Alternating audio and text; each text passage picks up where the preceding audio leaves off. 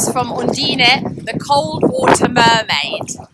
I am still on the Isle of Thanet in Kent, and today we've gone to the nice town of Margate, because Margate actually is the proud owner of the biggest tidal pool in Britain.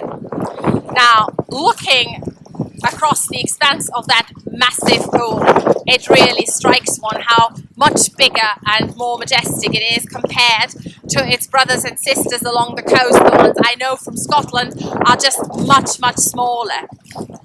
I don't know if you know about the story and the history of tidal pools, but I'll just give you a short overview.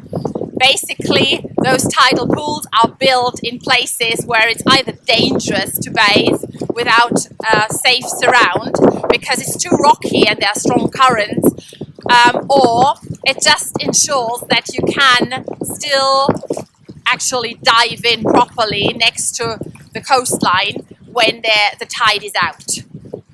Because as you can see probably, around me is all dry, more or less. You won't be able to bathe at all, but this tidal pool is still nice and full. Plus, it isn't only full of seawater, it has in fact several freshwater springs, and that ensures that the water is particularly clear and nice in this pool. Well, looking at the water is rather choppy. The wind is ferocious today. It looks like a warm and sunny day, which it is basically, but I dare say the wind takes 10 degrees off the thermometer, and it's just very cold and quite a scary idea to actually take your clothes off and go swimming here. I have seen 3 people doing just that, but I believe that, oh no, they're still there over there. I can see 2 people still paddling along. They've been in for, God knows, a quarter of an hour already, the brave ones. I probably won't exceed a quarter of an hour because I'm just building up my faculties, my resilience against the cold.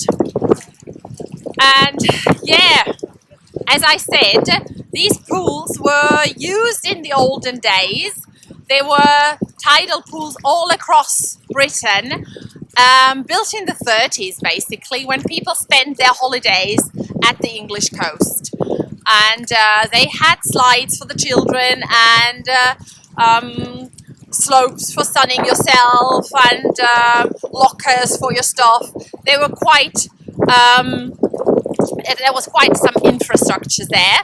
But then in the 70s and 80s, when flights became cheaper and people preferred sunnier and warmer holidays, and went to Spain and to France and to the Mediterranean, those tidal pools fell into disuse and basically have been crumbling ever since. But as a result of the pandemic, many of them went back into use and were refurbished, made safe again. I mean, it's often not a very pretty sight. You can see the wall is crumbling, it's not exactly very nice, and you must really watch your steps, otherwise you just fall head over heels into the water or onto the rocks on the other side. But it seems safe. Those people have just emerged now. They are alive at least. And yeah, someone else is going in. There seems to be quite a lot of people coming on a Sunday afternoon here. That's quite remarkable. You wouldn't see that in Germany. I'm sure one would be the only swimmer. Anyway, I think I cannot push it off much longer. I will now take off my clothes and jump into that choppy, wild water. I've never seen a tidal pool that choppy and that wild.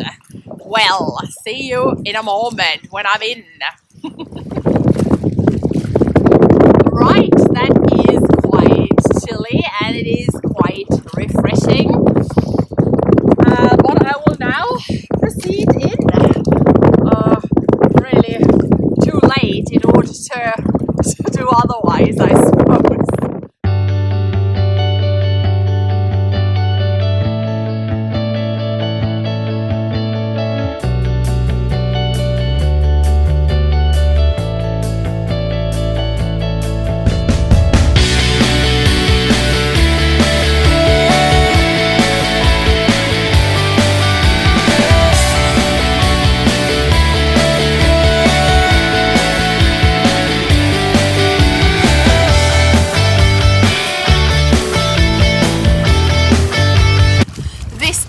incredibly wild and choppy and salty,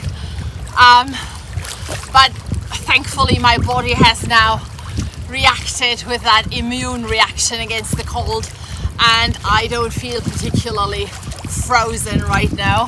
So I will attempt another crossing diagonally perhaps, or towards the cliffs. I'll see.